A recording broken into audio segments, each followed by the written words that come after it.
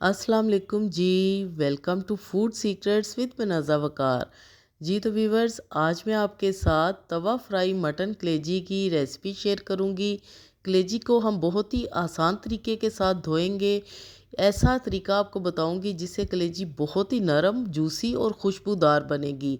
और बेहतरीन तरीके से हम कलेजी की आयरन अब्जॉर्प्शन भी हासिल करेंगे।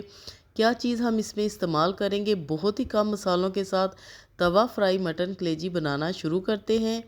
यहाँ पर मैंने ली है जी आधा किलो बकरे की कलेजी। इसमें अभी काफ़ी ब्लड वगैरह आपको नज़र आ रहा है। यहाँ पर है मेरे पास 5 से 6 जवे लहसुन के, जिनको मैं छिलके समेत इस तरह कूंडी में कूट लूँगी। आपने छिलका बिल्कुल भी नहीं उतारना। सबसे पहले धोने से पहले हम इसमें लहसुन और सफ़ेद सिरका लगाएंगे। सफ़ेद सिरका मैं यहाँ पर शामिल करूँगी 2 से 3 चम्मच। ये बहुत ही आसान तरीका है और बहुत ही ज़बरदस्त है। इस तरीके के साथ अगर आप कलेजी को वॉश करेंगे तो इसमें से सारा ब्लड वगैरह वो भी निकल जाएगा और कलेजी बहुत ही अच्छी खुशबूदार और नरम और जूसी बनेगी। तो यहाँ पर मैं लगा के इसको 10 मिनट के लिए छोड़ दूँगी। तो 10 मिनट के बाद आप देखेंगे कलेजी का कलर भी चेंज हो चुका है, सारा ब्लड अलग हो चुका है। अब हम इसको अच्छी तरह खुले पानी के साथ वॉश कर लेंगे।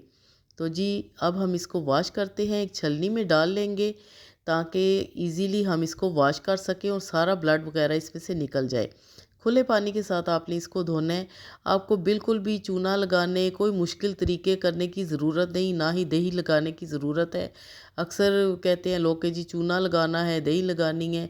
ये बहुत ही आसान तरीका है। लहसुन और सिरका लगा के आपने इसको 10 मिनट छोड़ना है और माशाल्लाह आप ये देखें कलेजी की रंगत देखें और इसकी लुक देखें। सारा ब्लड वगैरह इसमें से जो नज़र आ रहा था वो निकल चुका है और कलेजी हमारी फ्राई होने के लिए तैयार हो चुकी है। अब तवे पे मैंने डाला है बहुत ही कम ऑयल, तकरीबन 2 टेबलस्पून के जितना मैंने ऑयल डाला है। और तवे पर सबसे पहले हम इसको हाई फ्लेम पे फ्राई कर लेंगे।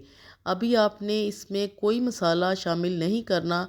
अगर आप इसमें नमक इस स्टेज पे शामिल कर देंगे तो कलेजी बहुत ही ज़्यादा हार्ड बनेगी, यानी कि सख्त हो जाएगी।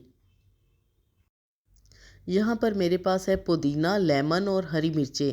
ये तीनों चीज़ें फ्राई कलेजी के लिए बहुत ज़रूरी है। ये हम कलेजी में इस्तेमाल करेंगे क्योंकि कलेजी में बहुत ज़्यादा आयरन होता है और आयरन की अब्जॉर्प्शन के लिए विटामिन सी बहुत ज़रूरी है। तो इसलिए ये तीनों चीज़ें इसमें जाएंगी। अब कलेजी हमारी फ्राई हो चुकी है।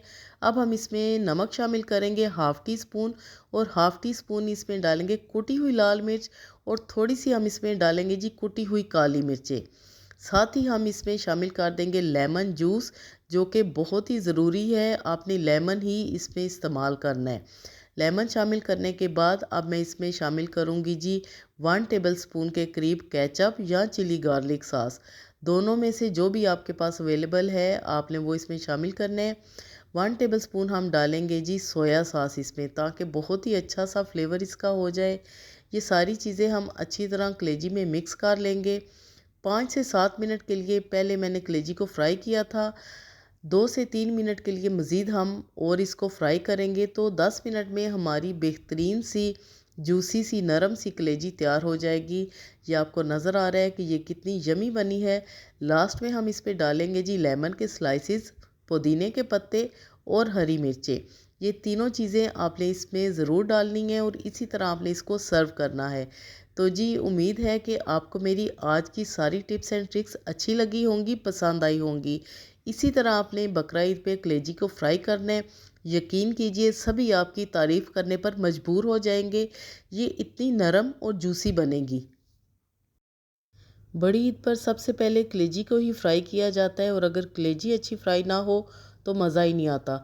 तो आपने बिल्कुल इसी तरह मेरी तरह कलेजी को फ्राई करना है। यकीन कीजिए इससे कलेजी बहुत ही नरम, जूसी और खुशबूदार बनती है कि खाने वाला आपकी तारीफ़ किए बिना रुकेगा नहीं।